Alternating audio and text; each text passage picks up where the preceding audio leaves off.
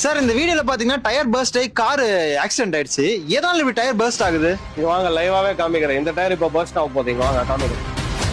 இந்த டயரோட expiry date பாருங்க, 2014. டயரோட life 5 years. ஏற்கனவே நிறைய வீடியோஸ்ல சொல்லிட்டேன், 5 இயர்ஸ்க்கு மேல டயரோட வேல்யூ கிடையாது. டயர் ஹார்ட் ஆயிடும். ஃபார் எக்ஸாம்பிள் பாருங்க, இங்க அமுக்கி பாருங்க, கல்லு மாதிரி இருக்கு டயர். இது எப்போ எங்கிருந்து உங்களுக்கு இம்பாக்ட் வரும்? ஒரு ரப்பரும் உங்களுக்கு ரோட் கான்டாக்ட் இரும்பாயிட்டு கொலைட் ஆயிடுச்சுன்னா ஆட்டோமேட்டிக் அது பஸ்ட் ஆகிறதுக்கு வாய்ப்பு இருக்கு. இந்த டயர் கம்பல்சரி பஸ்ட் ஆகும்.